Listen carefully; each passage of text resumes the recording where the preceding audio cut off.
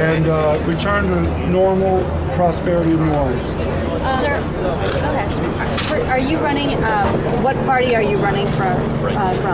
What party? Republican, Democrat, Independent? Democrat. And you talked about some of the things you hope to accomplish. I'm sure you're aware the city is facing a $68 million budget deficit. How do you go about bringing that businessman sensibility you talked about into a fixed bureaucracy? We'll take over the city in June, and whatever we're left with, we'll take it to another level. Right now, the council's dealing with the budget problems, and I think the economy should improve by the time the summer comes, and we'll have an improvement situation. And John, how will you bring jobs here specifically? How will you? Well, I'm going after more airplane flights and development, commercial development in New Orleans East, and part of my plan is neighborhood development.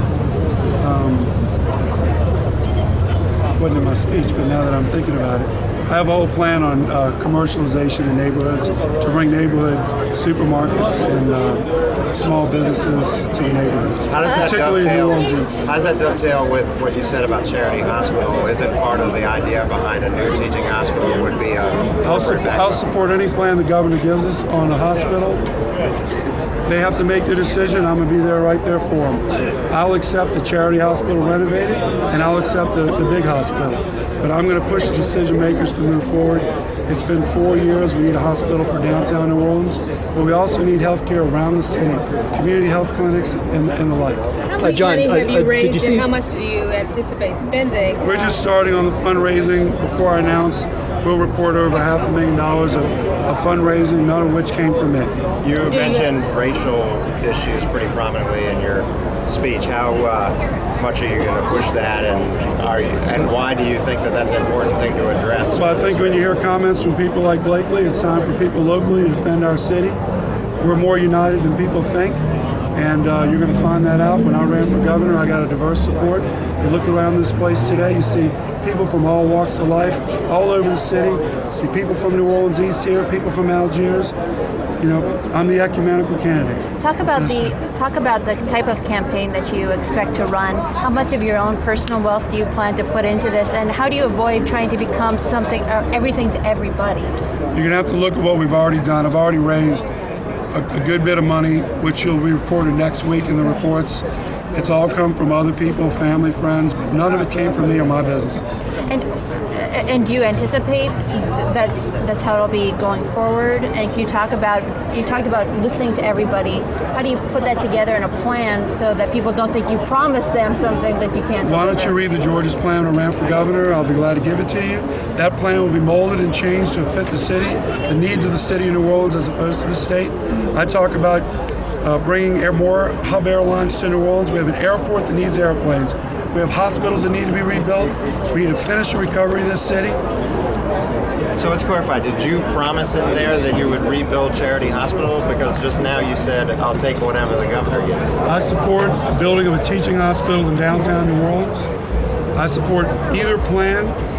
I like personally the charity plan to go back into charity. I think budget constraints will determine whether we go in, that's a state project in the city of New Orleans. I'll be at the table negotiating for New Orleans. On the recovery issue, the city obviously has a lot of recovery needs. Do you see the need for another recovery director, specifically somebody to be a point person besides you? No, I'll take the lead on recovery, but I'll have economic development. It's all part of a leadership team that you're going to bring in. I'll be looking on the universities for help. As a former board of regent, I understand how the universities can work with the cities, work with local government. We've done it before when I was on the board of regents. The UNO had a renaissance, over 50 buildings. The D-Day World War II Museum was built, the Calgary Museum was built, the Technology Park was built. We can do that with the help of the universities and the help of the neighborhood leadership.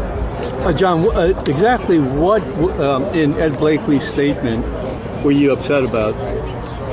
All of it. All of it? I think I'm moving on. I'm looking forward. We're going to bring energy to this city like you've never seen. I'm most excited about the young people that are moving. We have droves of young people coming here. The universities, enrollments from all over the country. People want to live in New Orleans. It's all about our culture, our gumbo, our uniqueness that make people want to come here. We are the city that people want to visit. Police superintendent, do you see the need to go outside, or do you think we should stay within the department? I will search for the best police chief in this department. I'm not limiting it to New Orleans, and I'm not excluding New Orleans. I'm going to put together a team of people that will assist me in choosing the police chief of New Orleans, just like I do in my own businesses. Look at the people I've hired. When I was on the Public Belt Railroad, we hired Jim Bridger, who's the best railroad person in the country. If you don't believe what I'm saying, go down Champatulas, look at the buildings down there, the palm trees. You can see what a city agency can do. When I was on the Board of Regents, we hired Joe Savoy, the president of UL University, a national leader in higher education. It's all about bringing good people into government. We're not hiring people we're going to hire on merit. We're not hiring on political purposes. The elections are going to be held with the Saints surging, with Mardi Gras, with the holidays. How do you keep people engaged in that excitement up so that because there seems to be in a lot of places a sense of frustration and even apathy? Well, as you know, I'm the biggest Saints fan running, so I will be there as long as one of the Saints don't jump in this race. I think we'll be in good shape. New Orleans is going to have a renaissance. If the Saints can win the Super Bowl, I can win mayor. John, as you mentioned, a more efficient government, which we all want. Also, I'm most interested in the environmental movement and the green movement, especially Hurricane Katrina. We have an opportunity to make the most of the green community when I came down here, and I want to know your stance on making that so. My commitment is recycling to New Orleans. Recently, we had a visit, environmental symposium, where the academians of the world, Nobel laureates were in town, theologians were in town. I participated in some of those events. The environment is so dear to us, we know it better than anywhere else. I welcome Brad Pitts and I welcome everybody. Can you run government like a business? Government and business are two different animals, but you can take the principles of business and apply them to government. The fact that I have 20 years in government on the Board of Regents, 6 years on the Board of Regents, and 16 years on the Public Belt Railroad, and the fact that my business is the most regulated businesses in town, I know how government works. I'm the unique candidate that has run over 1,000-person organization.